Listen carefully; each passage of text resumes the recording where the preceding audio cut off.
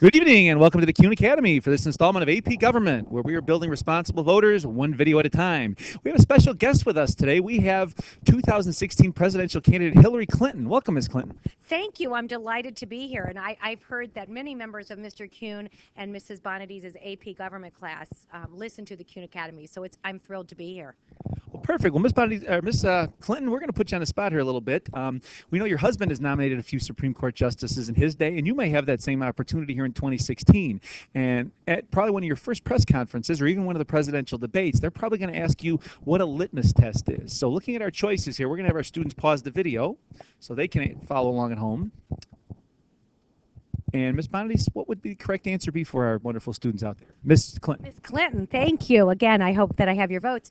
Well, a litmus test has nothing to do with a science experiment. A litmus test, and presidents do use them. They will not tell you that they do. But a litmus test is a test that where a presidential candidate, or a president, presidential candidates, I'm getting ahead of myself, do not get to appoint justices, but presidents do.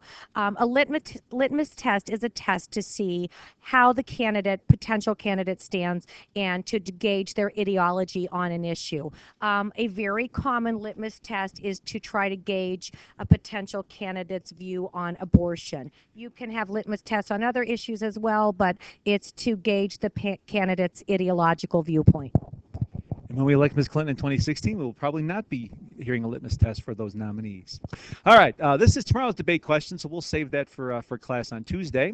All right, but as we know, the higher visibility and importance of the Supreme Court demands that the president give greater attention to the nomination of Supreme Court justices. We all know that he appoints district court judges and courts of appeals judges. They all have lifetime appointments, but because the Supreme Court is so visible, this gets a lot of attention. So presidents will make their appointments if a vacancy occurs during their term in office, and they consider several things. This is for any position, but obviously Supreme Court being most high profile. Okay, so Ms. Clinton, when you get the nominee in 2016 and perhaps win the office, all right, what will be the first thing you will consider when nominating a judge? Well, the first thing I will consider is that I do want a judge or judges from my own political party. That is the number one factor that I will consider. So party affiliation is critical. And once they're on the court, we know the judges are not Republicans or Democrats per se, but they generally have worked for the party before, and probably a lot of times their district court nominees will be a result of patronage, which you may have heard about in our last term. All right, what else are you going to look for in a nominee, Ms. Clinton? I am also going to look for the judicial philosophy. I'm going to consider whether they're a conservative or a liberal. Remember, I very much hope that I will be elected to be the president, but we know because of the 22nd Amendment, I would be limited to a maximum of 2 terms or up to 10 years. However, the judicial philosophy and a candidate who shares my judicial philosophy allows me to leave on my stamp on the court for many, many years if I get the appointment opportunity. And I imagine you're one of those many Americans that's thankful for the 22nd Amendment that we only got 2 terms of Bill Clinton, perhaps. Well, maybe not. All right. So this one's a little bit more controversial, Ms. Clinton, but how is this going to play into your judicial selection? Well, these are separate factors, but I do want to consider them. We'll look at them individually, but I'm going to group them collectively. Race, gender, religion, and region. I would argue that region is not as important today, but certainly race, gender, and religion. Currently, as my students and your students would know, not my students, but Mrs. Bonadies and Mr. Kuhn's students would know, there is a race seat. There's a black seat on the court. And the religion seat, there's a Jewish seat on the court. Currently, Elena Kagan holds that position, and currently the race seat, the black seat is held by not Thurgood Marshall. He was the first black appointed to the Supreme Court, but held by Clarence Thomas. Gender as a female is very important, but I think just showing the diversity of the court. Currently, a third of the court. There are 3 females on the court. And I do want to give a shout out to Sandra Day O'Connor, the first female appointed to the court.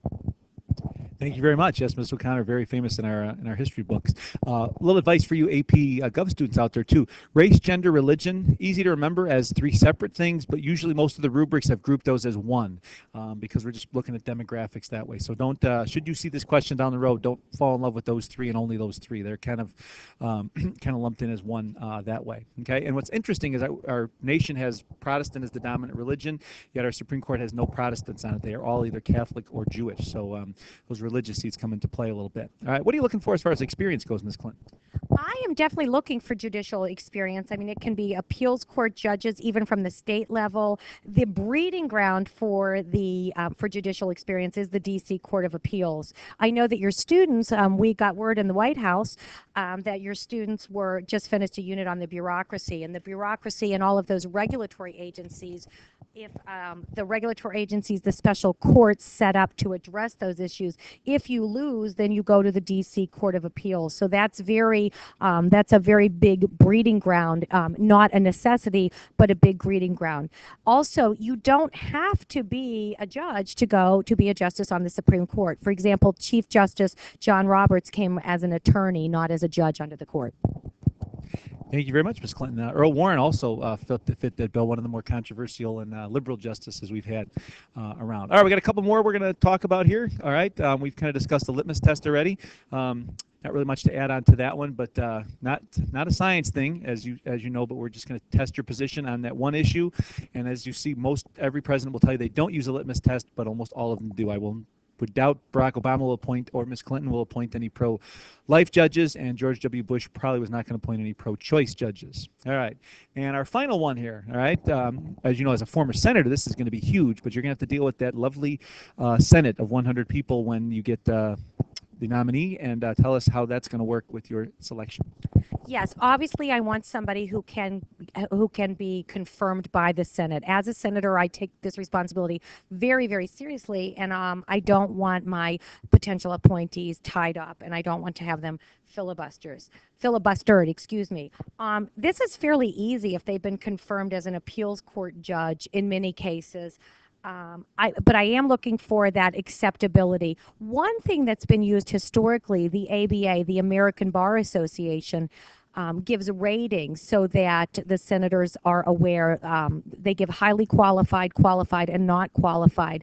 I know that Bush stopped using the ABA approval ratings. However, I still think they're relevant, although not always used. And I should point out that the candidate, Clarence Thomas, who was confirmed by the slimmest majority, by the slimmest simple majority, did get 2 not qualified ratings. And I don't want anything contentious. I want somebody that shares my ideology, but that is acceptable and will be confirmed. Thank you very much, Ms. Clinton. We'll look forward to seeing your first nominee, which may even be a guy we have seen before by the name of Bill. We'll see. All right, so I'm going to end our lesson here with another question here. Which of the following is not? All right, got to love these not questions. Remember, we should underline it, change our memory, so we're thinking a little differently here. Not an activity engaged by interest groups to influence the Senate's vote on a nominee. All right, and pause your video. And the correct answer should hopefully be E. Yes, we do not want to donate to the Speaker of the House's Political Action Committee because the House has nothing to do with the nomination process. So thank you very much for listening to this edition of the Kuhn Academy. I'm Mr. Kuhn. And I'm Ms. Clinton. Thank you again for having me today. All right, and remember, we're building responsible voters one video at a time, and as the Supreme Court justices say, they are who they are.